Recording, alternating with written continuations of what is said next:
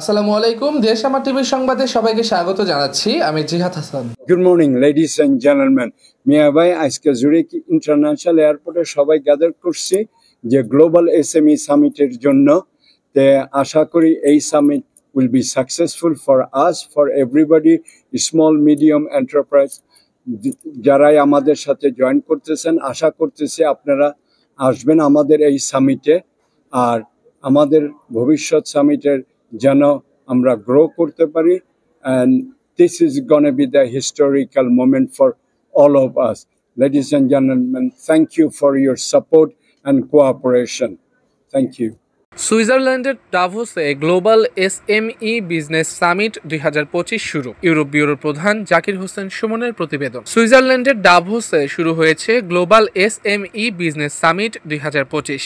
বিশ্ব অর্থনীতিকে চাঙ্গা করতে ইউরোপ, আমেরিকা, আফ্রিকা ও এশিয়ার প্রায় 50টি দেশের ব্যবসায়ীরা একত্রিত হয়েছেন এই সামিটে। 3 থেকে 5 সেপ্টেম্বর টানা 3 দিন ব্যাপী অনুষ্ঠিত হচ্ছে ডাভোস গ্লোবাল এসএমই বিজনেস সামিট 2025। বিশ্বের প্রায় 50টি দেশের ব্যবসায়ী প্রতিষ্ঠানের মালিকরা ইতিমধ্যে জুরিখে এসে পৌঁছেছেন।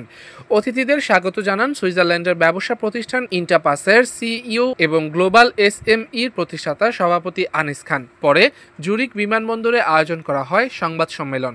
সংবাদ সম্মেলনে বক্তব্য রাখেন সৌদি আরবের সিয়া পাওয়ারের সিইও মোহাম্মদ এ বাহকিম, আয়োজক ও উদ্যোক্তা আনিস খান, জার্মানির জিচুর সিইও তেরেসা। বক্তারা বলেন, এ ধরনের উদ্যোগ ক্ষুদ্র ও মাঝারি উদ্যোক্তাদের বিশ্ববাজারে একীভূত হতে সহায়তা করবে এবং নতুন বিনিয়োগের সুযোগ তৈরি করবে। উল্লেখ্য, এই প্রথম কোনো বাংলাদেশি উদ্যোক্তা ইউরোপে বিশ্বের প্রায় 50টি দেশের বিপুল সংখ্যক ব্যবসায়ীদের নিয়ে আয়োজন করলেন global SME summit. Zakir Hossain Suman, দেশ আমার টিভি।